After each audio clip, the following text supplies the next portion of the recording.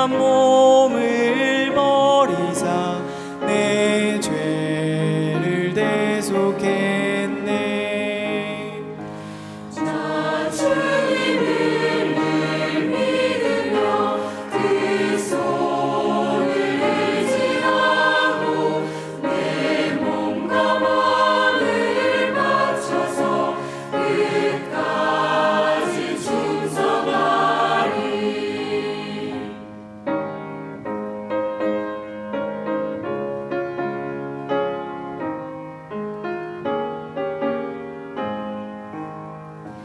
내 진실하신 친구여 그 은혜 내려주사 날 항상 보호하시고 내 방패 되옵소서.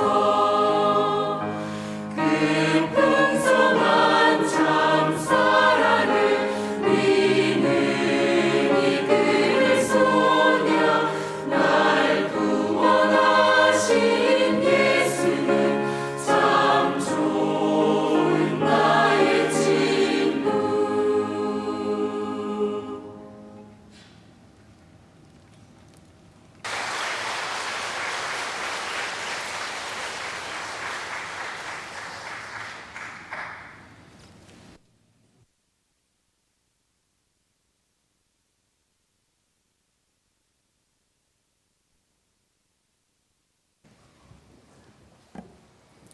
성경 말씀 보도록 하겠습니다. 오늘은 성경 사도행전 20장 말씀 보도록 하겠습니다.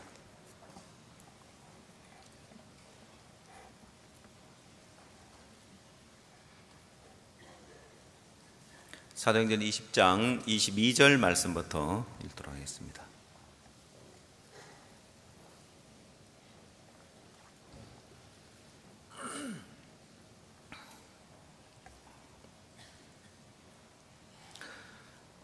보라, 이제 나는 성령의 매임을 받아 예루살렘으로 가는데 저기서 무슨 일을 만날는지 알지 못하노라. 오직 성령이 각 성에서 내게 증거하여 결박과 환난이 나를 기다린다 하시나 나의 달려갈 길과 주 예수께 받은 사명 곧 하나님의 은혜의 복음을 증거하는 일을 마치려 하면은 나의 생명을 조금도 귀한 것으로 여기지 아니하노라.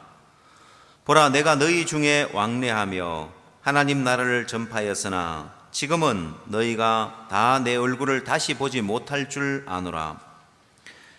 그러므로 오늘 너희에게 증거하노니 모든 사람의 피에 대하여 내가 깨끗하니 이는 내가 끓이지 않고 하나님의 뜻을 다 너희에게 전하였습니다.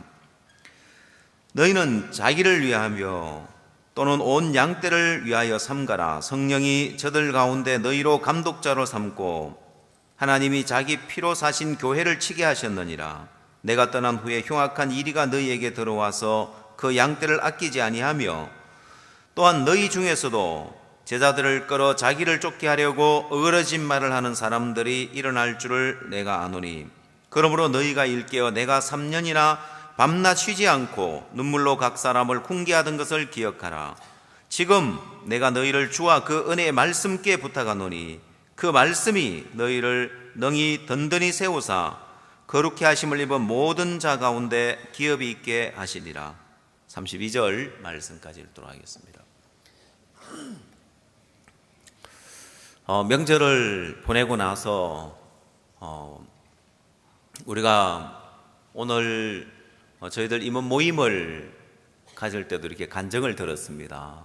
주일날 오늘 8시가 되면 우리 장로님들 또 임원들 이렇게 모임을 갖는데 그 모임 시간에 간증이 그렇게 은혜롭고 좋은 거예요. 돌아가면서 명절에 어떻게 복음을 전했는지 우리가 명절 전에 복음을 전하자 10분짜리 복음이든 20분짜리 복음이든 만나는 사람들에게 복음을 전하자 명절에 또 가족들 만나면 복음 전하자고 했는데 간증을 들으면서 전에는 예수 믿으라고 구원 받아라고 이야기를 하다가 말고 그랬는데 이제 복음 전하라는 그 음성을 따라서 복음을 전하면서 명절이 그렇게 복되었다는 간증들을 들을 수 있었고 오늘 또 주일 낮에도 두 자매님이 이렇게 복음 전한 간증을 들으면 너무 감사하고, 만나는 누구에게든지 우리가 복음 전하는 삶을 살 수 있다는 게 너무 복되었습니다. 저도 이제 형제 자매들에게 이제 복음 전하라는 거 제가 안 전하면 안 되잖아요. 그래서 명절 이제 연휴 기간에 장례식장을 이렇게 갔었습니다. 그래서 제가 오래전에 이제 만난 모친인데 벌써 뭐 한 25년 정도 됐을까.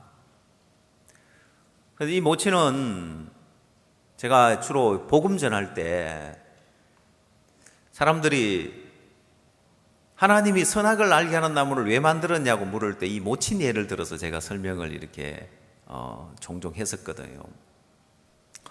이 모친은 6.25 전쟁 직후에 자기 아버지가 그 당시에 6.25 전쟁이 끝나고 난 이후에 뺄갱이들을 색출한다 해가지고 막 이제 그때 인민군을 도왔던 사람들, 그 편에 있었던 사람들을 막 색출할 때 그 아버지가 뺄갱이로 오인을 받은 거죠. 그 당시에 뭐 안 죽으려면 뭐 인민군 오면 밥 해줘야 되고 뭐 쌀 줘야 되고 그랬었는데, 어쨌든 이제 그렇게 이제 오인을 받으면서 잡혔는데, 이제 그 사람이 아버지한테 협상을 한 거예요. 어떤 협상을 했냐면, 네 딸을 우리 집안에 시집 보내면 내가 너를 풀어주겠다고 한 거예요. 그래서 어쩔 수 없이 이 모친은 아버지를 구하기 위해서 결혼을 해야 했어요. 강제 이제 결혼을 한 거죠. 시집을 가보니까 남편이 정신이 안 좋더래요. 아무런 생활 능력도 없고. 그래서 이 모친이 벌어서 먹여 살리는 거죠. 할 수 있는 거라고는 뭐 이제 다니면서 건어물 장사를 했답니다. 미역, 멸치, 그 시골 산골 구석구석을 다니면 거기는 장사꾼들이 안 오니까 그렇게 해서 이제 가족을 먹여 살린 거예요. 그래서 이 모친은 사랑이라고, 남편의 사랑이라고는 한 번도 받아본 적이 없고 고생만 이제 한 거예요. 이제 돌아가셔서 제가 장례식장에 갔었는데, 그 형님이 제일 이제 큰 형님이 이렇게 와 계시더라고요. 형제 이제 형님이죠. 형제간들이 몇몇 이제 구원받은 형제간들이 있는데, 그래서 형수님도 계시고 두 분 계시는데 교회를 다녀봤냐고 하니까 그 형수 되시는 분은 먹고 사는데 바빠서 너무 힘들고 몸이 안 좋아서 한 몇 년 교회를 다녔다가 안 다니고 있다고 하더라고요. 그래서 제가 복음을 전해드렸어요. 그래서 장례식장에서 제가 이제 복음을 전하면서 뭐 10분이든 20분이든 복음을 전하자. 우리는 그동안 늘 이 복음을 너무 아껴놓고 있었는데 만나는 사람마다 복음을 전하자. 복음을 전해드렸어요.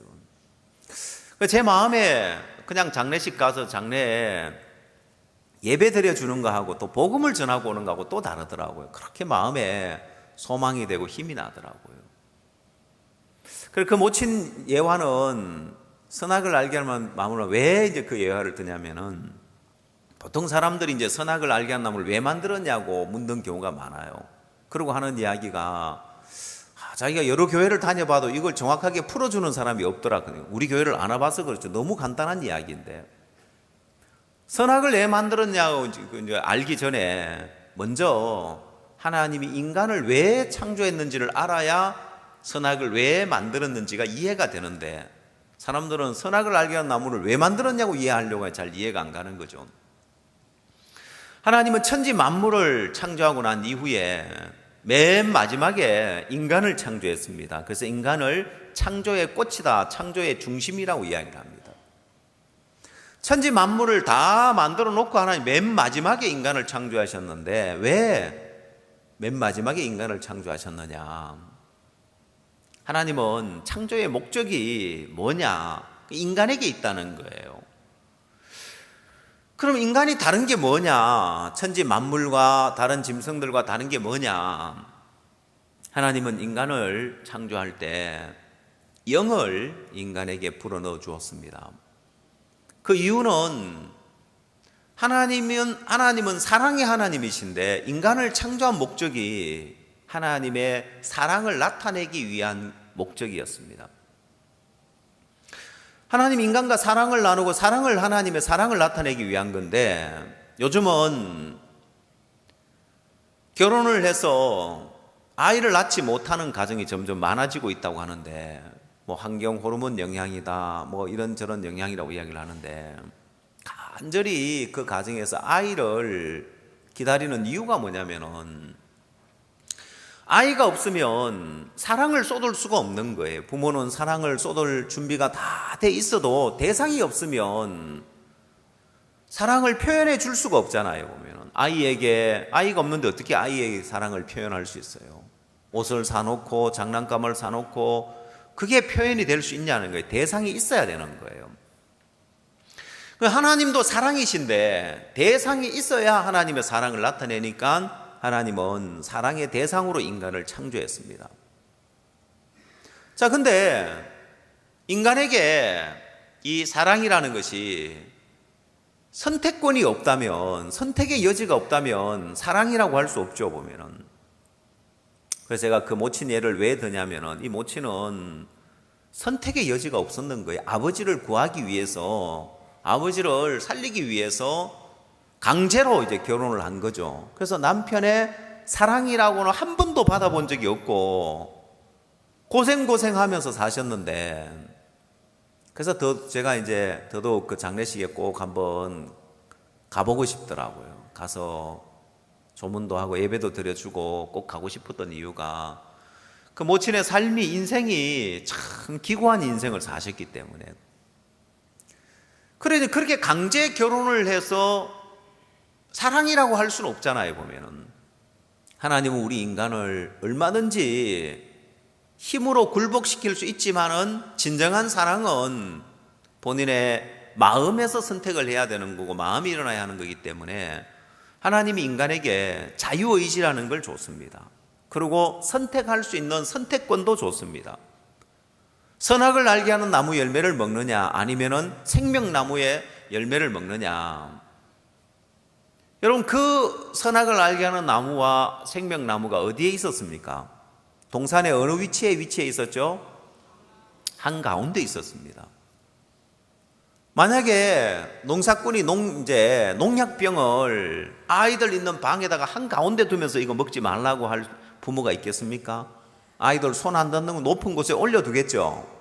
근데 하나님은 왜 선악을 알게 하는 나무를 동산 한가운데 뒀냐는 거예요. 아주 어려운 미로를 만들어서 못 찾도록 그렇게 두든지, 아니면 높은 벼랑에 인간의 손이 닿지 않는 곳에 두든지, 더 좋은 거 만들지 말든지. 그래서 사람들 그게 이제 의문이 안 풀어지는 거죠. 근데 하나님은 동산 가운데 두셔서 선악을 알게 하는 나무냐 생명나무냐 선택할 수 있는 선택권을 줬습니다. 근데 인간은 하나님의 뜻을 배신하고 하나님 말씀을 안 듣고 선악을 알게 하는 나무 열매를 택한 거죠. 저주를 받고 에덴 동산에 쫓겨났는데, 그럼에도 불구하고 하나님은 그 아들 예수 그리스도를 희생하면서 그들의 죄를 용서해 줬고, 예수님도 십자가의 죽음 앞에서 할 수만 있다면 이 잔이 내게서 지나가게 하옵소서라고 그 길을 가기를 원치 않았지만은, 우리를 사랑하는 하나님의 사랑을 나타내기 위해서 예수님은 십자가의 고난을 받으시고 십자가에 죽으셨고, 십자가에 죽으면서 엘리 엘리 라마 사박다니라고 했습니다. 그 말씀은 나의 하나님 어찌하여 나를 버리시나이까. 예수 그리스도에게 있어서 가장 큰 고통은 십자가에서 못이 박히는 고통이 아니라 하나님 앞에 버림받는 고통인 거예요. 때로 사람들이 실현을 하고 또 마음에 고통하는 이유가 뭐냐면은 사랑하는 사람으로부터 버림을 받았을 때 그때 이제 고통을 하는데, 예수 그리스도는 하나님 앞에 버림을 받는 거예요. 나의 하나님 어찌하여 나를 버리시나이까. 그건 우리가 하나님 앞에 섰을 때 우리가 버림을 받아야 되는데, 우리 죄로 인하여서 우리가 버림을 당해야 되는데, 예수님이 우리 죄를 대신 담당하셨기 때문에 죄만 담당한 것이 아니라 죄로 인하여서 받아야 될 형벌도, 받아야 될 그런 고통도 다 당하신 거예요. 하나님 앞에 우리가 버림을 받아야 되는데 예수님이 대신 버림을 당하시면서 다 이루었다고 돌아가신 거죠. 자, 오늘 우리 인간에게 또다시 선택권을 줬습니다. 예수님이 십자가에 죽으시면서 우리가 죄로 인하여 버림을 받아야 될 그 고통을 예수님이 대신 당하셨고, 대신 죄의 삭신 사망을 대신 치르셨고, 이제 믿기만 하면 영생을 얻을 수 있도록 해놓은 거예요. 하나님이 세상을 이처럼 사랑하사 독생자 예수 그리스도를 주셨으니 이는 누구든지 저를 믿는 자마다 멸망치 않고 영생을 얻게 하려 하심이라. 선택권을 준 거예요. 또다시 모든 인간에게 믿음으로 영생을 얻든지 아니면 믿지 않고 멸망을 당하든지,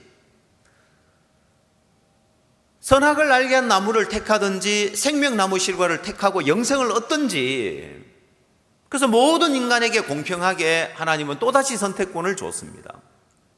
믿음으로 영생을 얻든지 아니면 믿지 않고 멸망을 당하든지. 그래서 하나님은 사랑의 하나님이시기 때문에 그 사랑을 나타내기 위해서 하나님이 인간을 창조했고, 그래서 선악을 알게 하는 나무를 만드셨던 겁니다. 강제로 하나님은 인간을 굴복시킬 수 있지만은 하나님은 그렇게 하지 않으셨다는 거예요. 자연재해만 만나도, 큰 지진이 일어나거나 큰 태풍을 만나거나 자연재해만 만나도 인간은 자연의 힘 앞에 정말 보잘것없는 자신을 깨닫고 나약한 자신을 발견하는데, 하나님이 인간을 굴복시키려면 얼마든지 굴복시킬 수 있죠. 다 두려워 떨게 만들고 다 믿게 할 수 있죠. 그러면 진정 사랑이라고 할 수 없기 때문에 하나님은 계속해서 더 큰 사랑을 베푸는 거예요. 근데 사단은 교묘하게 사람들에게 이 하나님의 사랑을 사람들의 마음에 담지 못하도록 형식적인 그런 종교인으로 이제 만들어가는 거예요.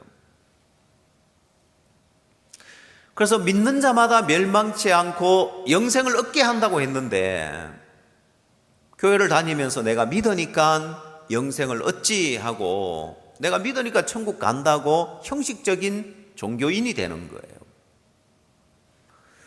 자, 요한복음 3장을 한번 찾아보십시오. 요한복음 3장 16절을 한번 찾아보십시오.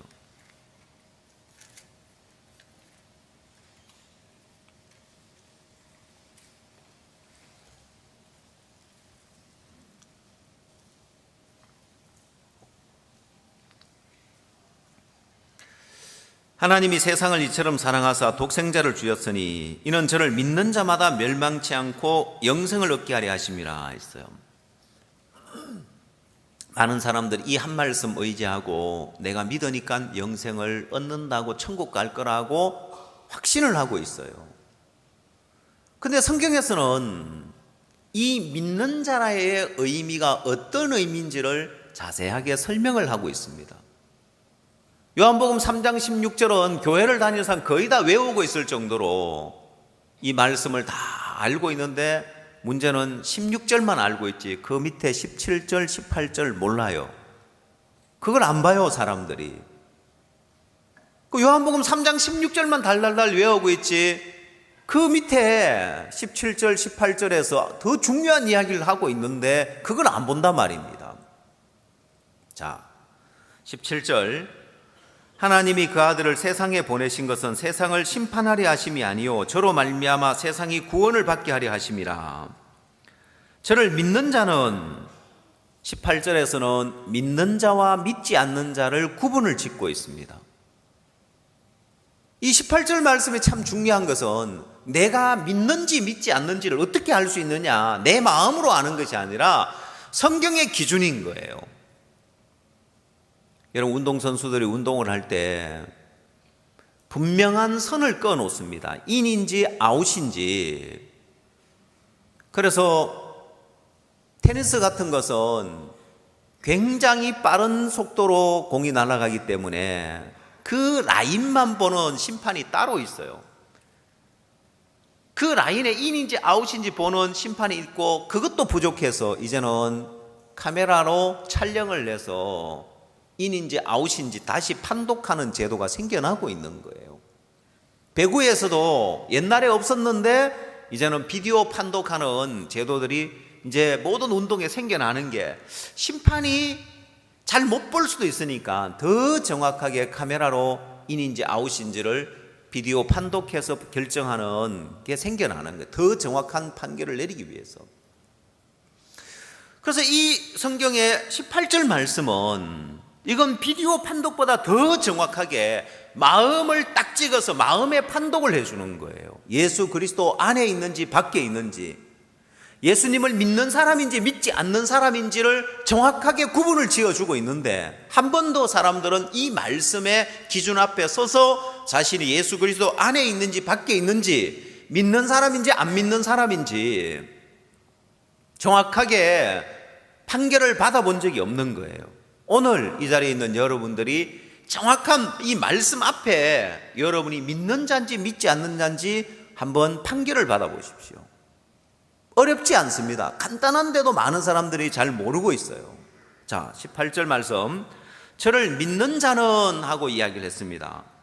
믿는 자는 심판을 받지 아니하는 것이요, 믿지 아니하는 자는 하나님의 독생자의 이름을 믿지 아니하므로 벌써 심판을 받은 것이니라. 믿는 자와 믿지 않는 자의 경계를, 구분을 정확하게 짓고 있습니다. 저를 믿는 자는 심판을 받지 않고 믿지 아니하는 자는 벌써 심판을 받았다고 했습니다. 어떤 심판을 벌써 받았을까요? 믿지 않는 자가 어떤 심판을 벌써 받았다고 생각하십니까? 심판을 받는다는, 지옥 간다는 이야기인데 벌써 지옥 갔다는 이야기예요? 사는 게 지옥이라는 이야기예요?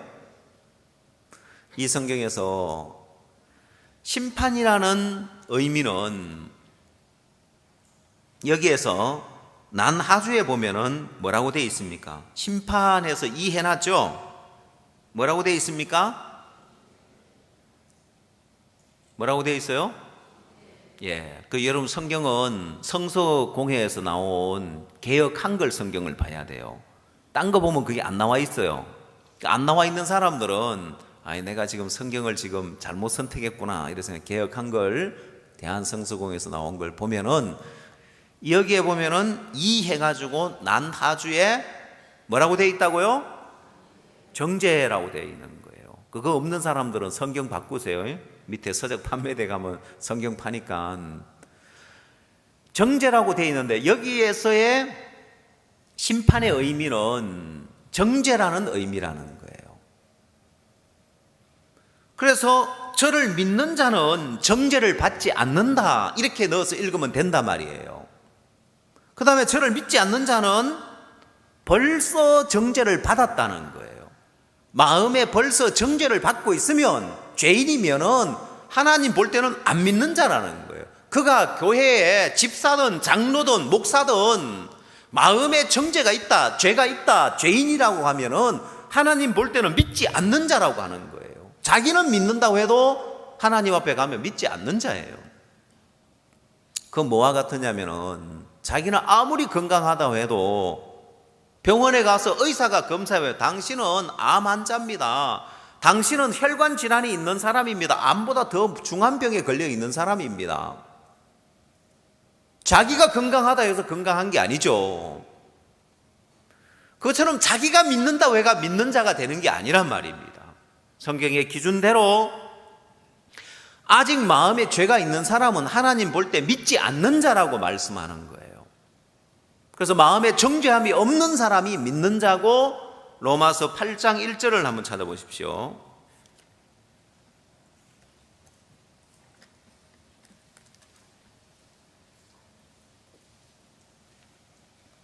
로마서 8장 1절.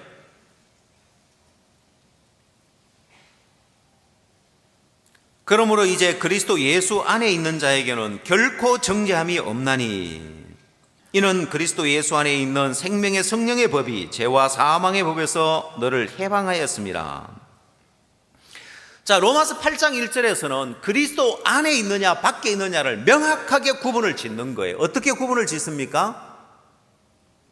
여기서도 똑같이 정죄함이 있느냐 없느냐, 마음에 정죄함이 있다고 하면서 나는 그리스도 안에 있다, 아니 자기는 아무리 그리스도 안에 있다 하고 해도 넌 아웃이야, 너는 밖에야, 그리스도 밖에 있는 거야.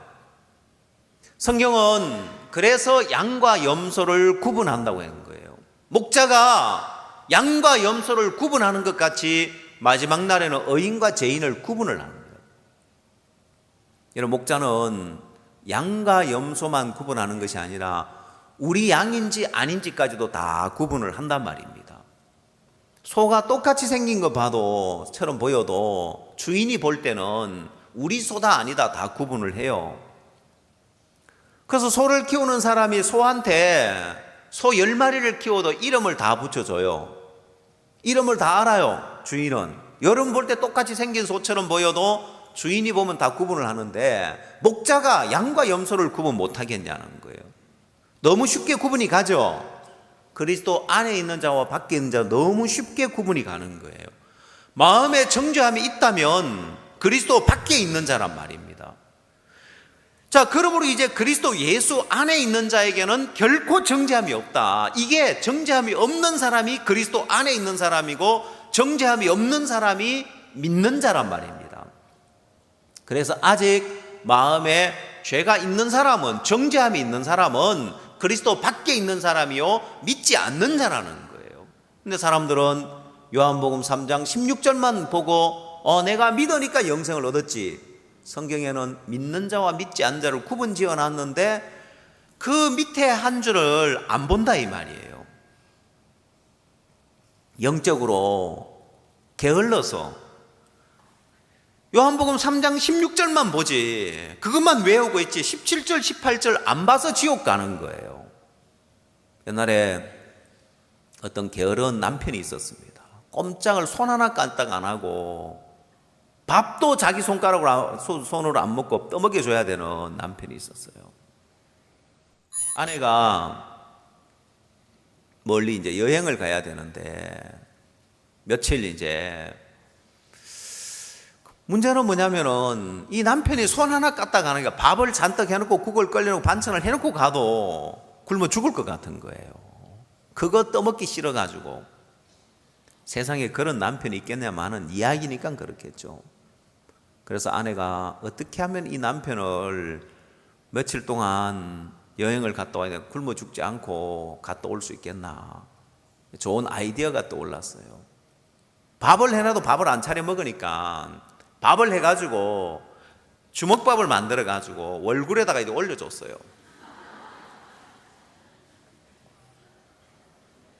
갔다 오니까 굶어 죽어 있더래요. 혓바닥 닿는 데만 먹고 안 먹고 굶어 죽어 있더라고요. 천국 가면은 왜 지옥 가나요? 요한복음 3장 16절만 보고 17절 17절 안 봐가지고 지옥 가는 거예요. 게을러 터진, 영적으로 게을러 터져가 지옥 가는 거예요. 손 하나 까딱하기 싫어. 이거 이마박에 있는 밥 내려가 먹으면 되는데 그거 먹기 싫어가 굶어 죽으면 굶어 죽어야죠. 예. 요한복음 16절만 보고 17절 18절 안 봐가 지옥 가면 지옥 가야 돼요. 그래 안 그래요? 그렇죠. 영적으로 게을러서 이제 지옥 가는 거예요. 자기 마음만 믿어서 그래요. 내가 믿으니까, 내가 예수 믿는데 내가 천국 가지. 그래, 네가 믿는 자면은 믿는 자와 믿지 않는 자의 차이는 마음에 정죄함이 있느냐 없느냐. 네 마음에 지금 벌써 정죄를 받고 있다면 성경의 기준으로 믿지 않는 자야. 로마서 8장에서는 예수 그리스도 밖에 있는 자라고 말하는 거야. 여러분, 너무 간단한 복음인데 이 복음을 몰라서 지옥 가는 거예요. 그래서 우리가 복음을 전해야 되는 이유가 뭐냐면, 이 이야기 10분 만에라도 이야기해 줄 수 있고 20분 만에도 이야기해 줄 수 있는데, 우리가 그동안 늘 친척들을 만나고 가족들 만나면은 아닌 것 깨우쳐 주다가 싸우고 마는 거예요. 요즘 사람들은 마음이 높아가지고 지 틀렸다, 지 잘못됐다 소리 하면은 다 마음 닫는 거예요. 그래서 우리가 작전을 바꾸는 거예요. 이제 복음부터 전해주고 마는 거예요. 감사한 게 우리가 복음을 전하자, 형제자매들이 이제 복음을 전하기 시작하니까 어떤 형제님 간증을 하시더라고요. 자기 후배가 있는데 너 죄 있으면 지옥 간다, 너 그렇게 예수 믿어가지고 천국 못 간다, 맨날 싸웠는데 교회에서 이제 말씀 전해준 대로 야, 네 죄도 다 사해져서 너도 의인돼서 하니까 후배가 엄청 기분 좋아하더래요. 우리 그 다음에 이제 왜 죄가 사해지는지 또 설명해 주면 되잖아요. 보면은 만나는 누구에게든지 복음을 전하자. 이번 명절에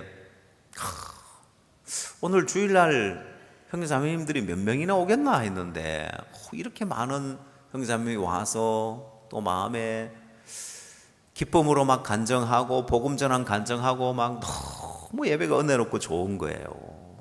여러분들 모이기 전에 우리 임원들 모여 간증을 다 복음 전한 이야기 간증하는데, 오늘은 간증하다가 이제 모임 시간이 다 끝났어요.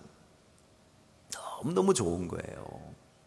제 마음에 야, 우리가 1000명에게 복음 전하자 했는데 1000명에게 복음 전하기 쉬워요, 어려워요? 하나도 안 어려워요. 옛날에 변정론자들이 있었습니다.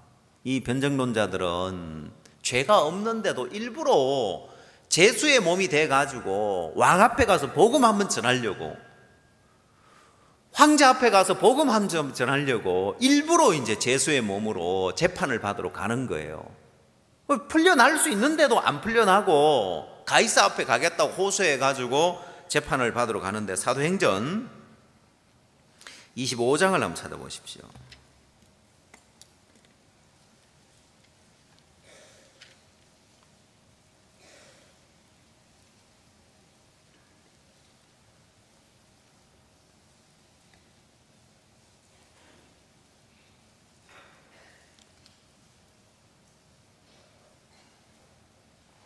10절 말씀 보겠습니다. 사도행전 25장 10절. 바울이 가로되 내가 가이사의 재판 자리 앞에 섰으니 마땅히 거기서 신문을 받을 것이라. 당신도 잘 아시는 바에 내가 유대인들에게 불의를 행한 일이 없나이다. 만일 내가 불의를 행하여 무슨 사죄를 범하였으면 죽기를 사양치 아니할 것이나, 만일 이 사람들의 나를 송사하는 것이 다 사실이 아니면 누구든지 나를 그들에게 내어줄 수 없나이다. 내가 가이사께 호소하노라 한데, 베소도가 배석자들과 상의하고 가로되 네가 가이사에게 호소하였으니 가이사에게 갈 것이라 하니라. 자, 사도 바울이 풀려날 수 있는데도 일부러 내가 가이사에게 가서 재판을 받겠다고 호소하는 거예요.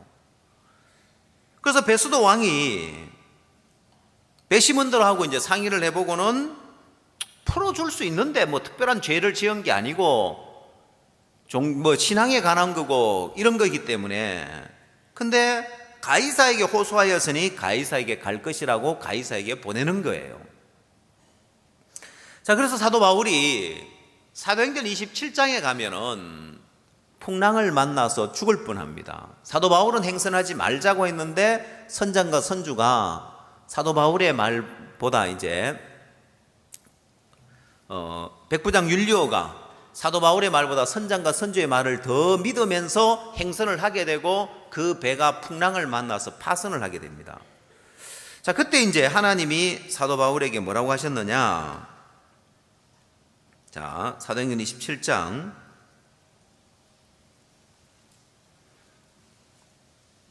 24절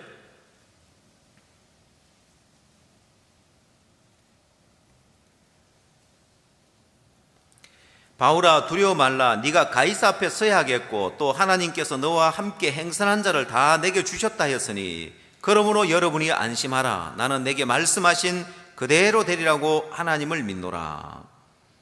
여기서 하나님이 사도 바울에게 사도 바울아 두려워 말라는 거예요. 바울아 두려워 말라. 네가 가이사 앞에 서야 하겠고 너 가이사 앞에 설 것이다. 안 죽는다. 그리고 너와 함께하는 행선한 자를 다 내게 줬다. 자, 이게 이제 사도 바울이 지금 마지막으로 가이사 앞에 재판을 받으러 가는 길에 만난 풍랑인 거예요. 이렇게 이제 복음 한번 전하려고 일부러 제수의 몸으로 계속해서 지금 재판을 받으러 가는 거예요. 여러분, 우리가 복음을 전하려고 보면 1000명에게 복음 전한다. 어려울 거 하나도 없어요, 보면. 어떻게 1000명에게 복음 전할까? 이거 복음 전할 길이 많더라고요, 보니까.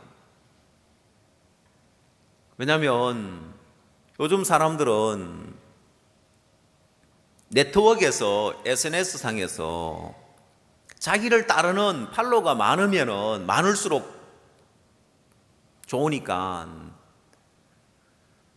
그래서 뭐 이제 페이스북이라든지 아니면은 파워블로그라든지 뭐 여러 이제 카페라든지 가입할 수 있는 기회가 많아요. 거기서 정회원 돼가지고 부지런히 활동해가지고 정회원 돼가지고 복음 한번 전하면 되죠. 뭐. 그러면 1000명, 2000명이 아니라 10,000명, 20,000명, 100,000명에게 복음 전하면 또 자기들 그 카페 규정이 안 맞다고 강제 이제 강퇴를 시킬 수 있죠. 그럼 복음 한번 전하면 되죠. 뭐. 우리 젊은 청년들 그렇죠? 예, 나이 드신 분들은 이게 뭔 말인지 몰라도 그냥 젊은이들은 이게 지금 나 어떻게 1000명에게 복음 전하지? 1000명에게 복음 전하는 게 10,000명, 100,000명에게도 복음 전할 수 있어요. 여러분 카톡에 여러분 전화번호에 연결된 사람만 해도 얼마나 많아요, 보면은. 그리고 우리가 만나는 사람에게 복음을 전하기 시작하면서 너무 소망스러운 거예요. 이 짧은 명절이지만은, 짧은 명절이 아니고 긴 명절이죠. 긴 명절은 길지만은 이 짧은 한 주간이지만은 많은 변화가 온 거예요. 형제자매들 마음속에 어떤 변화가 왔느냐? 복음을 전하는 동안 우리가 충만해지는 거예요. 복음을 전하는 동안 우리 마음이 막 소망스러워지는 거예요. 여러분, 그러면 그 다음에 어떤 역사가 일어나는지 압니까? 우리가 칸타타를 준비할 때 옛날에는 칸타타 이제 표를 팔려고 했습니다. 이제는 후원을 받으면서 1+1 크리스마스의 기적 프로젝트를 이제 우리가 하면서 여러분이 표를 한 장 사면은 제값 다 주고 한 장 사면은 불우한 청소년이 소년 소녀 가장이 이런 공연을 볼 수 없는 청년들에게 또 그런 계층에게 공연의 기회가 돌아갑니다 했을 때 많은 사람들이 거기에 호응을 하고 중요한 건 그때 우리 형제자매님들이 마음에 힘이 났습니다. 기억나십니까? 처음 우리가 시작했을 때 저는 막 표를 팔려고 애를 써서 그게 아니라 이런 후원 프로젝트를 우리가 실행하면서 한결같이 사람들이 다 훌륭한 일 하십니다. 귀한 일 하십니다. 그래서 정말 불우한 청소년들에게 뭐 라면 주고 과일 주고 뭐 이런 건 하지 이런 문화 공연을 볼 수 있는 기회를 안 주는데 사람들의 인식 속에 그렇지 야 이런 공연을 이런 명품 공연을 왜 부잣집 애들만 봐야 되냐 어린 정말 그런 소년 소녀 가장들도 결손 가정 아이들도 이런 공연을 볼 수 있게 해주자 했을 때 전부 다 거기에 대해서 반응을 하면서 정말 훌륭한 일 하십니다. 심지어 직장의 상사나 사장도 우리 직장에 이런 훌륭한 일을 하는 사람이 있냐고 다들 마음이 일어난 거예요. 여러분, 그 이후에 어떤 변화가 일어났는지 압니까? 여러분도 모르는 사이에 엄청난 일을 우리가 하고 있는 거예요. 왜냐하면 보통 한 지역에 칸타타를 하면 1회 공연, 2회 공연 이렇게 하는데 저희 인천 지역에서만 작년에 6번 공연을 했거든요. 인천에서 3회 공연, 안산에서 2회 공연, 안양에서 1회 공연. 부천에서도 할 수 있는데 부천은 강단이 이제 공연장이 없어서 못해요. 부천도 공연장이 있으면 한 2회 공연, 3회 공연 얼마 할 수 있는데 너무 아쉬운데, 여러분 옛날하고 한번 비교를 해보십시오. 우리 지역 전체가 공연 한 번 하는 걸 쩔쩔 맸습니다. 이제는 6번 우리가 공연을 해도 다 감당해내고 더 해도 할 수 있는 거예요. 차이가 뭡니까? 우리 마음의 힘을 얻었다는 거예요. 이게 가장 큰 열쇠인 거예요. 이번에 우리가 만나는 사람에게 10분이고 20분 복음 전하자. 자, 그래서 복음을 전하면서 형제자매들 마음에 다 힘을 얻는 거예요. 그리고 지난 날들 돌이켜보면서 내가 구원받고는 복음을 전했는데 내가 최근에 와서 복음을 안 전해요. 삶은 훨씬 부유해지고 부족한 것이 없지만은 행복하지 않다, 만족이 안 된다. 복음 전할 그때가 훨씬 좋았다. 복음을 전하면서 이제 새롭게 마음들이 막 일어나면서 소망스러워지는 거예요. 전에는 명절날 가족들 만나면은 복음 안 전하고 복음 전하기 위한 마음밖에 알고 마음 깨트리려고 하니까 싸움만 일어나고 힘만 빠졌는데, 이번 명절에는 5분이든 10분이든 만나면 복음 전하자. 이제 복음을 전하고 나니까 다들 마음에 소망이 생기고 힘이 나는 거예요. 어제는 우리 작년회 하면서 복음 전도법 가운데 새로운 전도법을 하나 알려드렸어요. 보험을 예를 들어서 전하는 복음이라고 이름을 부르니 좀 어렵죠? 발음이. 자동차 보험에 보면 책임보험이 있고 그 다음에 임의보험이 있어요. 책임보험은 무조건 의무적으로 다 들어야 되는 거예요. 옛날에는 책임보험도 선택이었습니다. 보험을 안 든 사람들이 있었는데 사고를 내놓고는 한마디로 말하면 배째라 하는, 돈 없다 나는. 그래서 많은 사람 피해를 보는데 어떻게 보상받을 길이 없으니까 아예 의무적으로 책임보험은 다 가입하도록 한 거예요. 그래서 이제 나머지 이제 보험은, 임의보험은 자기가 선택하는 거예요. 뭐 대인, 대물, 뭐 1억까지 받겠다, 뭐 5천만 원을 받겠다, 뭐 자손, 자차, 내가 이제 상해를 입어도 보험을 혜택을 받겠다, 뭐 나는 뭐 내 차 부서지는 거 이거 꼬물차인데 뭐 이거 부서져도 괜찮으니까 부서지면 폐차하면 되지 뭐 자차는 안 들겠다, 뭐 선택을 할 수 있는데, 사고가 나든 안 나든 의무적으로 책임보험은 다 가입해야 되잖아요. 그 사고 안 나면은요, 안 나서 좋고 사고 나면 보험에서 처리해서 좋고 손해날 거 없잖아요. 보면 그런 사람들에게 보험 들으라고 보험 장사하는 사람 많죠. 근데 그 사람들 그냥 보험 하나 들으라고 그냥 한번 말하고 말아요. 집요하게 연락해 보험 들으라 하죠. 여러분 그때 무슨 생각 들던가요? 여러분들은 복음 들으라 복음 안 전해주잖아요. 보면은 보험 들라고는 집요하게 사람들 요청하지, 여러분은 그만큼도 안 하잖아요. 훨씬 귀한 거고 돈도 안 드는데. 그러니까 여러분들이 앞으로 만나는 사람 보험 하나 들으라 하십시오. 무슨 보험 하면은 돈 안 드는 보험이라고, 너무 좋은 보험이라고. 그리고 복음 전해줘요. 이렇게 제사해진 거 믿기만 하면 당신 영원한 천국 가는 확실한 보험을 들어놓는 거라고. 돈 안 드니까 하나 들어놔라고. 이제 복음을 전하는 동안 우리 마음이 소망스러워지는 거예요. 마음이 살아나고 마음이 일어나는 거예요.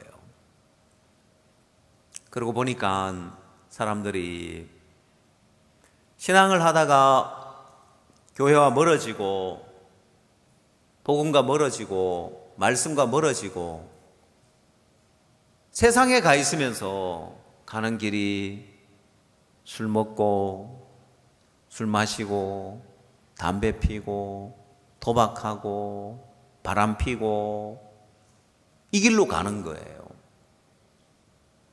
왜 이제 그래 되나 봤더니만 복음을 안 전해서 그런 거예요. 술 끊으라고 해야 되는 것이 아니라 복음 전해야 되는 거예요. 여러분, 삶을 정결케 하지 못하고 그리스도인이 타락한 삶을 사는 이유가 복음을 전하지 않기 때문에 타락한 삶을 사는 거예요. 술 끊으려고 애써야 되는 것이 아니고 담배 끊으려고 애써야 되는 것이 아니라 복음 전해야 돼요.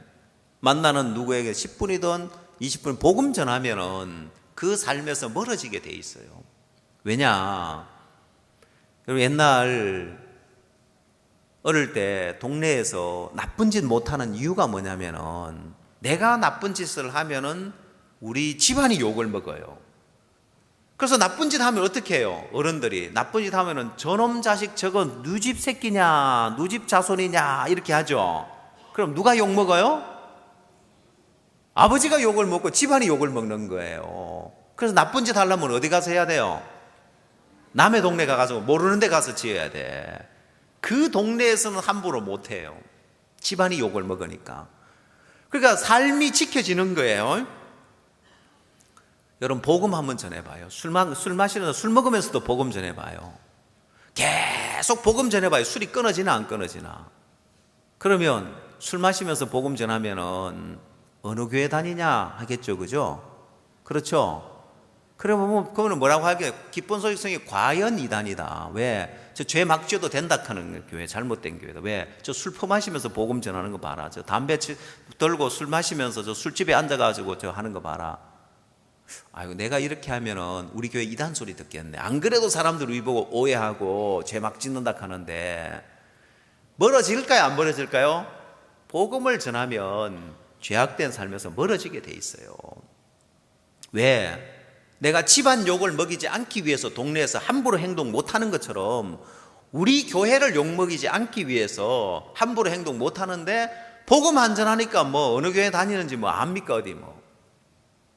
그것도 아는 사람 있어요. 맨날 같이 술 먹는 술꾼들은 알아요. 어느 교회 다니는지. 근데 내가 10명, 20명, 100명 계속 만나는 사람마다 복음 전하려고 해봐요. 그 삶에서 멀어지게 돼 있어요. 첫 번째는 그런 표면적인 것 때문에 멀어지지만 나중에는 마음에서 복음 전하면서 마음이 일어나게 돼 있는 거예요. 맞아, 내가 구원받고 그때 참 좋았던 게 복음 전하면서 내 마음이 행복했었지.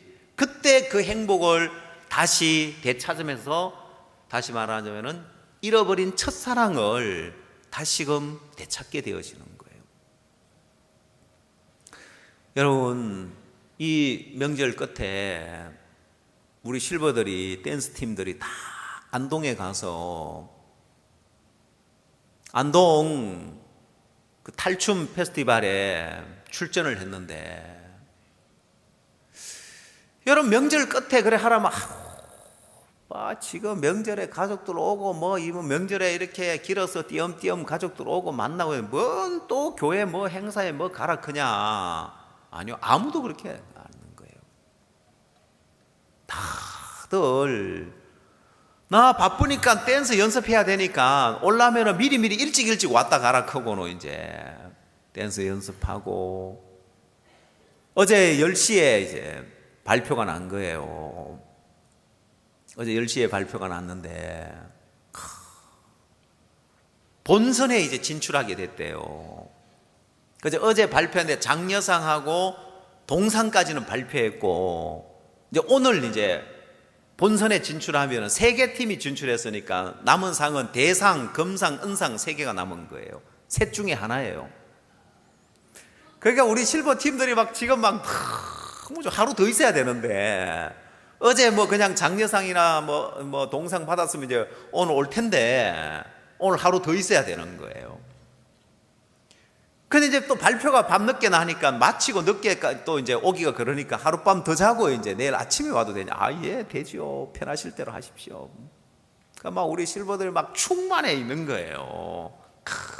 제가 안 봐도 실버들 마음을 그렇게 행복해 하면서, 근데 그 실버들이 처음 댄스 하라고 했을 때 다리 아파서 못하고 팔 아파서 못하고, 이번 대회에 이제 출품한 이제 그 작품이 이제 지난번에 우리 실버 캠프 때 나가가지고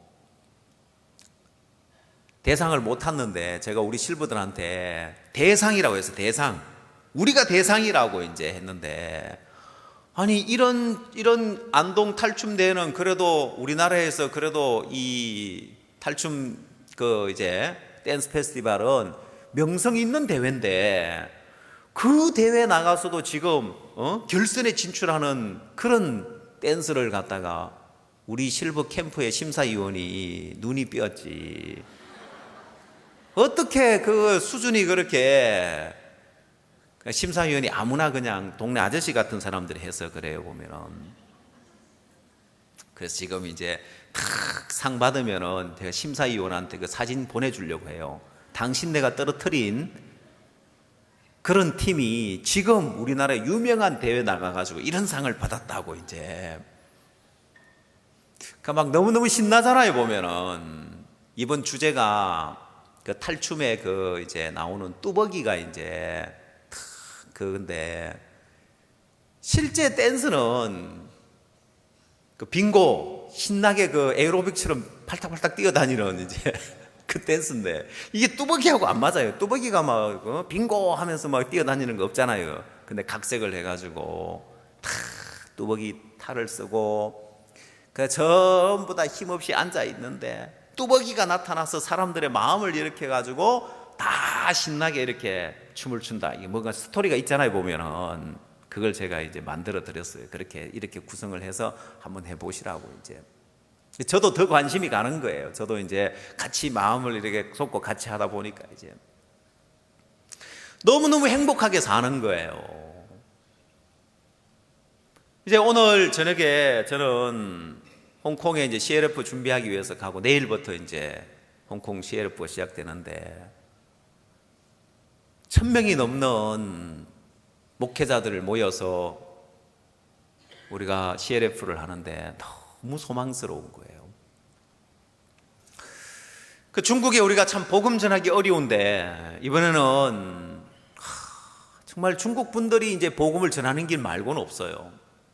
근데 이분들 우리가 훈련해서 복음 전할 수 있도록 이제 우리 목회자만이 아니라 누구든지 원하는 사람, 그래서 동남아에서도 인도에서도 오고 베트남에서도 오고 캄보디아에서도 오고 막 다 이제 아시아 여러 지역의 목회자들이 와서 CLF를 하는 거죠, 보면. 그리고 앞으로 일어날 일들을 보면 또 우리가 아프리카에 가서도 또 CLF를 하려고 하는데, 전 세계 기독교 지도자는 우리가 다 얻는 것 같아요. 그래서 새롭게 신학을 정립해서 우리가 전하는 이 올바른 복음으로 신학을 정립하고 전 세계를 복음으로 덮는 그 일을 하려고 하는 거예요. 그래서 소망스럽고, 또 그 중간에 이번 주간에 우리 마인드 팀에서는 마사회에서 위탁을 받아서 이 힐링 캠프를 진행하는데, 조건이 학교에 적응 못하고 학교 안 다니고 있는 학생을 대상으로 하래요. 그런 학생이 어디 있어요? 인천에 살고 학교 안 다니는 학생들, 주소가 인천으로 돼 있고. 그래 가만히 생각하니까 링컨 학생들 가면 되겠다. 우리 링컨 많이 보냈는데, 링컨은 정식 학교가 아니니까 학교 안 다니고 있는 걸로 돼 있잖아요, 보면은. 그래 막 링컨 학생들 다 초청해가지고 지금 마사에서 막 그 캠프 하는데 말도 태워준대요. 말 타는 것도 가르쳐 준대요, 보면은. 우리가 다 주관해서 이 학생들 또 이제 우리가 인성 캠프를 진행하는데 돈도 많이 줘요, 보면은. 그래서 강사비 다 받으면 우리 해외 가자고 했습니다. 마인드 팀들 데리고 어디로 갈까? 세부로 갈까? 파키스탄에 아니고 스리랑카로 갈까? 어디로 데려갈까? 이제 아마 스리랑카 가본 사람 별로 없을 건데 어디로 갈까? 지금 이제 다들 하나님이 소망스럽게 하시는 거예요. 복음과 함께하는 동안 하나님 우리 마음을 사람들 힘들고 피곤하게 먼 명절 휴일날 먼 댄스는 또 뭐 얼어 죽을 댄스냐가 아니라 생애 막 너무 행복한 시간을 보내고 계시는 거예요. 제가 그 자리에 가서 이제 함께 했으면 좋을 정도로 너무너무 막 목소리가 전화통화 목소리가 들리는데 막 꼭 어린아이들 막 수학여행 가가 막 떠드는 소리처럼 막 들려요. 보면은 너무 행복해하고 계시는 거예요. 여러분들도 복음을 전하는 동안 하나님이 여러분을 행복하게 해줄 겁니다. 이 재미가 없으니까 육으로 가고 세상으로 가고 제약된 길로 간 거예요. 다시 회복하려고 애를 써야 되는 것이 아니라 술을 끊으려고 애를 쓰고 세상을 끊으려고 애를 써야 되는 것이 아니라 복음 전해 보십시오. 내가 10분이라도 복음 전하고 복음을 전해 보면 그 맛이 여러분의 삶을 죄악된 삶에서 벗어나게 하고 타락한 삶에서 벗어나게 할 겁니다. 우리는 복음 전하기 전에 마음밭 까느라고 다 마음밭을 제대로 갈도 못하고 막 사람들 마음만 상하게 하고 그렇게 했는데 복음 전해보면 복음 전해놓고 또 마음밭 갈아줘도 되잖아요. 보면 시간이 충분히 있으면 충분히 복음을 전하지만 그렇지 않은 동안 우리는 늘 마음밭 갈다가 말았는데 이제 복음을 전해보면 하나님이 만 가지로 길을 여실 텐데 그 중에 가장 큰 복이 우리 마음이 충만해지고 우리 마음이 감사하다는 거예요. 이렇게 우리 마음이 일어나고 우리 마음이 살아나면 하나님 우리 교회 안에 복음의 큰 진보를 주시겠다. 야, 우리가 칸타타를 준비해 마음 하나 바뀌었는데 칸타타에 그렇게 큰 진보가 온 것처럼 우리 교회에도 우리 마음이 살아나기 시작하면 우리 교회에 복음의 큰 진보를 주시겠다. 형제 자매들의 삶에 하나님이 너무너무 충만하고 복된 삶을 주시겠다는 마음이 들어지고 사도 바울은 이야기하기를 오늘 읽은 본문 말씀 봅시다. 사도행전 20장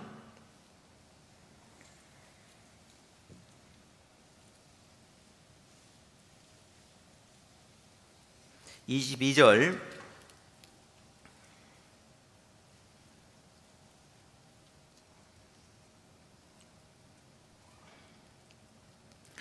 보라 이제 나는 심령의 매임을 받아 예루살렘으로 가는데 거기서 무슨 일을 만날는지 알지 못하노라.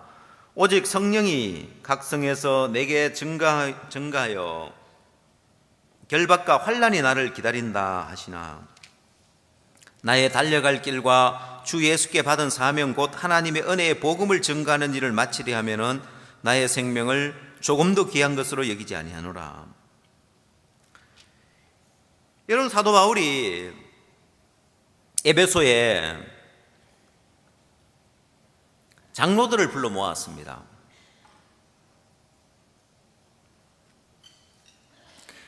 사도 바울이 이제 에베소에 있는 장로들을 다 이제 밀레도로 불러 모아가지고 그들에게 하는 이야기입니다. 여러분 사도 바울이 지금 예루살렘으로 가면 거기 환난과 결박이 기다린다는 거예요. 그리고 이 에베소 교회 장로들을 여기서 만나면 이제 다시 못 만난다는 거예요. 너희가 다 다시 내 얼굴을 보지 못할 것이라고 했습니다. 사도 바울이 이제 이별하는 거죠. 이렇게 이제 제수의 몸으로 끌려가서 복음 전하다가 순교당하는 그 길을 가는데 이제 결박을 당하는 거예요. 예루살렘에 올라가면. 근데 사도 바울의 마음에 이런 핍박을 다 이겨낼 수 있는 거예요. 여러분 어려움을 이겨내고 핍박을 이겨내고 환난을 이겨내고 고난을 이겨낼 수 있는 힘이 어디에서 있느냐는 거예요. 어디서 왔느냐는 거예요. 그건 복음을 전하면서 다 이겨낸 거예요. 핍박을 이길 수 있는 힘,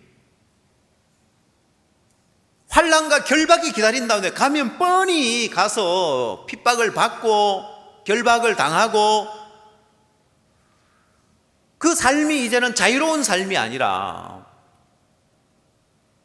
결박당하는 사람 거기 못하러 올라가냐, 올라가지 말지 예루살렘에. 근데 사도 바울은 이야기하기를 나의 달려갈 길과 주 예수께 받은 사명 곧 은혜의 복음을 전가하는 일을 마치려면 나의 생명을 조금도 귀한 것으로 여기지 않는다는 거예요. 사람들은 이 말씀을 보면서 나는 저렇게 못 살겠다, 나는 저렇게는 못하겠다. 아니요, 그렇게 해야 되는 것이 아니라 복음 전하는 삶을 살면 이 힘이 오는 거예요. 핍박을 이길 수 있는 힘, 환난을 이길 수 있는 힘, 결박을 당한다 해도 그걸 넘어갈 수 있는 힘, 그 충만함, 그 힘이 복음을 전하는 삶을 살 때 우리 마음에 주어진다는 것입니다. 사도 바울이 여기서 각오와 의지로 특별한 믿음으로 내가 그렇게 가겠다 이게 아니라 주 예수께 받은 사명 은혜의 복음을 전가하는 일, 이 일을 하다 보니까 모든 걸 다 이겨낼 수 있더라는 거예요. 오늘 여러분 마음에 왜 나약한 그리스도인으로, 왜 육신적인 그리스도인으로 사느냐? 이 힘이 없기 때문에 그런 거예요. 힘이 없는데 어떻게 하겠냐는 거예요. 이 힘이 없으니까 내가 세상의 빛의 역할을 하는 것이 아니라 세상 어두움에 동화되어서 세상 어두운 일에 참여해서 세상 죄악된 일에 참여해서 죄악된 길을 가는 거예요. 왜? 이 힘이 없으니까요. 사도 바울이 환난을 이길 수 있는 힘, 핍박을 이길 수 있는 힘, 그건 사도 바울 자신에게서 있는 것이 아니라 이 은혜의 복음을 증가하는 삶을 살다 보니까 그 힘이 오더라는 것입니다. 그 충만함이 오더라는 거예요. 이런 세상을 이길 수 있는 힘은 여러분에게 있는 게 아니에요. 내가 복음 전하는 삶을 살면 만나는 누구에게든지 내가 복음을 전하고 5분이든 10분이든 복음 전해야 되겠다. 여러분 짧은 일주일이지만은 복음 전하라는 말씀을 듣고 그 말씀 앞에, 교회의 음성 앞에, 종의 음성 앞에 복종한 사람들은 그 마음에 충만함을 얻는 거예요. 기차를 타고 가면서 복음 교제를 했다. 처음 만난 사람인데 복음 교제 마음을 열고 마음에 있는 이야기를 하더라. 가족들에게 복음을 전했다. 이 자리에 앉아있는 사람들 가운데도 교회 음성을 듣고 복음을 전한 사람이 있을 거고 복음 안 전한 사람이 있을 거예요. 안 전한 사람들은 이유가 있지요. 내 마음에 복음 전할 마음이 안 일어나는데 어떻게 복음을 전해? 내 마음이 동화되지 않는데, 내 마음이 일어나지 않는데, 그 사람 아주 교만한 사람이에요. 악한 사람이에요. 왜? 자기 마음으로 살기 때문에 그런 거예요. 아니 그럼 마음이 없는데 그럼 어떡하란 말입니까? 그래서 성경은 이렇게 이야기하고 있습니다. 히브리서 13장, 여러분 신앙에 절대적으로 중요한 길이 하나 있는데 그게 뭐냐? 17절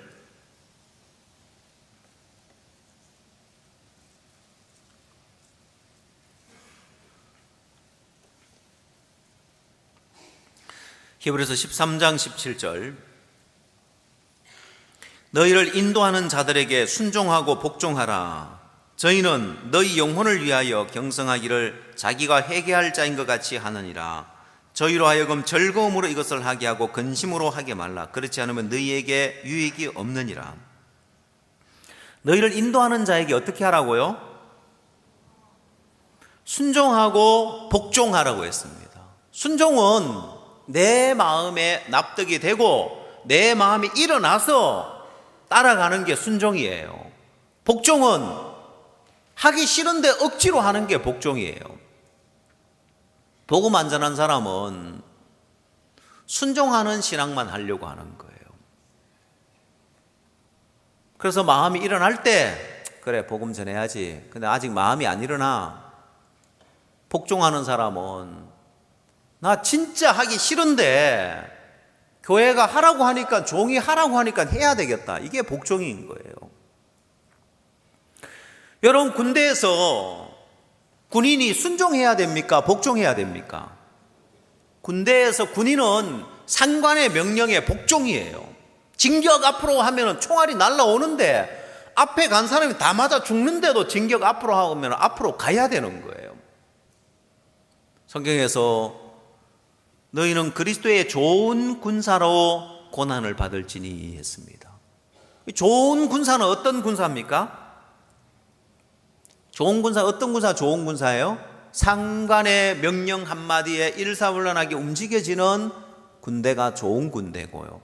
안 좋은 군대를 뭐라고 하는지 알아요? 당나라 군대라 해요. 예비군이 되면은 당나라 군대가 되는 거예요. 그 조교들이 예비군 훈련 가면 저 이쪽으로 오십시오 하는. 또 막 이제 다 또 집합하는데 보니까 막 총 안 갖고 와가지고 저 산에 총 놓고 와가지고 또 조교가 뛰가가지고 또 총 잃어버리면 안 되니까 막 술 마시가 술 반쯤 취해가지고 모자는 뒤에다 꽂아가지고 아무데나 오줌 싸. 그게 예비군이거든요.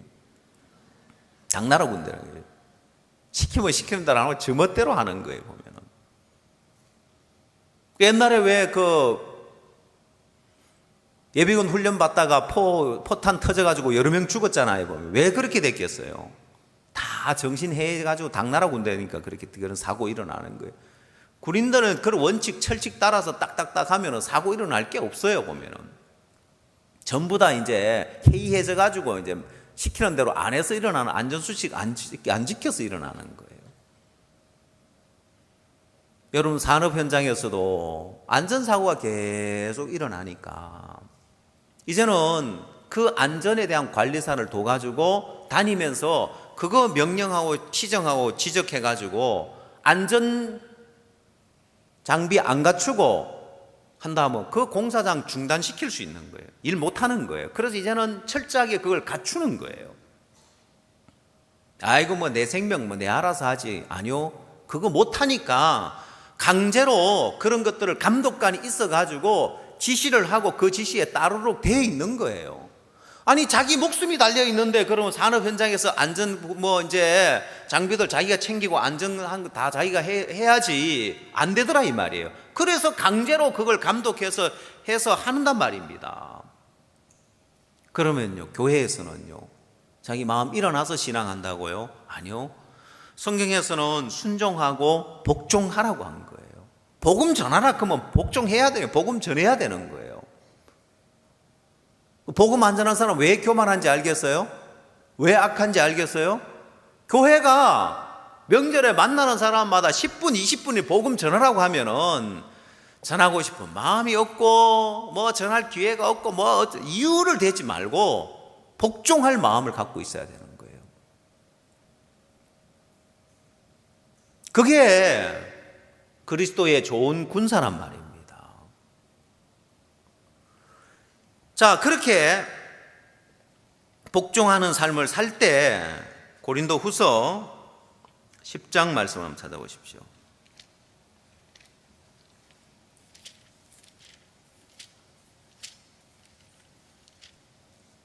6절 말씀 보겠습니다. 10장 6절.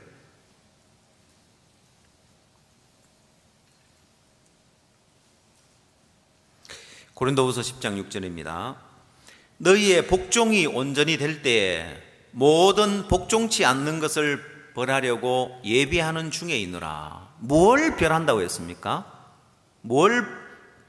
어떤 걸 벌을 한다고요? 복종치 않는 것을 벌하려고. 순종치 않는 걸 벌을 한다 했습니까? 복종치 않는다는 걸 벌한다고 했습니까? 복종치 않는 걸 벌하려고 예비하는 중에 있다는 거예요. 여러분이 에스더 성경에 나오는 에스더와 모르드게 관계처럼 모르드게가 너 복종 안 하면 너와 너 아비 집은 망한다고 했습니다. 내가 나갈 수 없는 형편이다.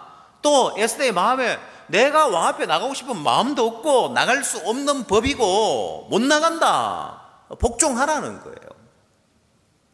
그렇지 않으면 너와 네 아비 집이 망한다는 거예요. 성경이 오늘 여러분들의 삶 속에서도 복종 안 하면 망한다는 거예요. 술 먹는 사람 아시겠어요? 예? 여기 술 먹는 저 술꾼들 있죠, 보면은 복음 전하라 이 말이에요. 술 끊으라고 한 게 아니고 복음 전하라 했습니다. 복종 안 하면 망해요. 알겠어요? 이쪽에 많이 앉아 계시네. 이쪽도 있고. 성경에서 뭐 하라고요? 복종치 않는 걸 벌한다고 했다는 거예요. 순종 않는 걸 벌한다는 것이 아니라. 복종해 보니까 마음에 다들 충만함을 얻는 거예요. 다음번에도 이제 복음 안 전하고 안 벗어나 이름을 부르게 누구누구 전 세계가 다 알도록 인천교회 누구누구는 술꾼이구나 이래가지고 다 광고에 밑에다가 이 자막 띄워가지고 이제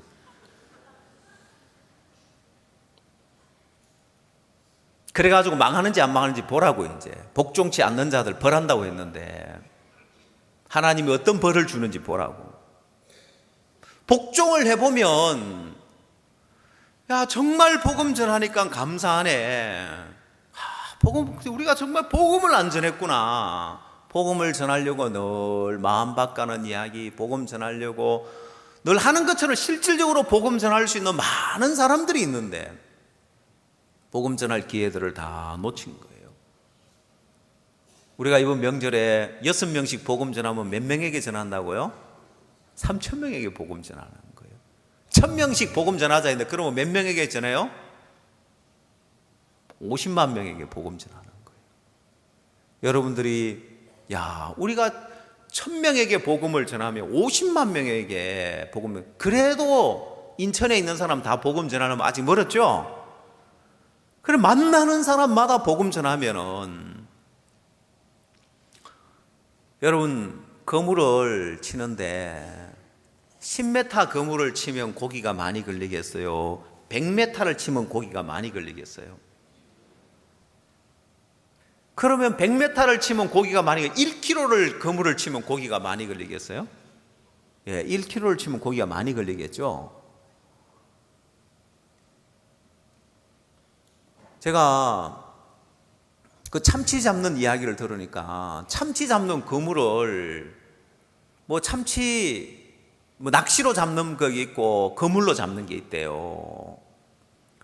저도 지금도 제가 이해가 안 가는 게 그 참치 잡기 위해 가지고 그걸 이제 참치 100kg를 친대요. 보면 100kg 이해가 10kg인데 잘못하는 거 아닌가 모르겠어요. 참치를 잡는데.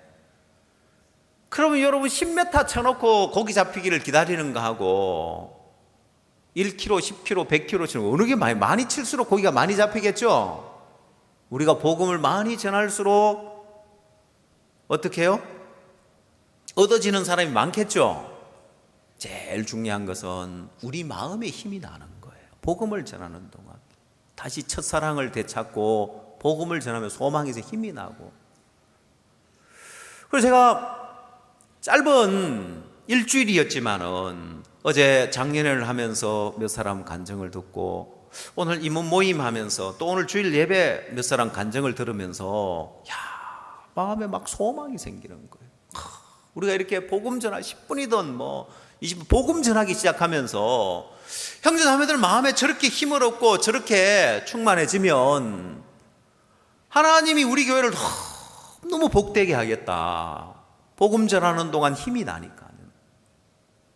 그래서 오늘 여러분 마음에 사도 바울이 핍박이 기다리고 어려움이 기다린다고 해도 그 모든 걸 이겨낼 수 있었던 것이 나의 생명을 조금도 귀한 것으로 여기지 아니하노라 하면서 예루살렘으로 올라갈 수 있었던 것이 복음 전하면서 얻은 그 힘이 있었기 때문에 그 길을 갈 수 있었다는 거예요. 여러분들도 복음을 전해보십시오. 길게든 짧게든 내가 만나는 사람에게 복음을 전하면은 그 힘이 와서 어떤 핍박도 어려움도 다 이겨내는 복된 삶을 살게 될 줄 믿습니다. 아멘. 예, 기도하겠습니다.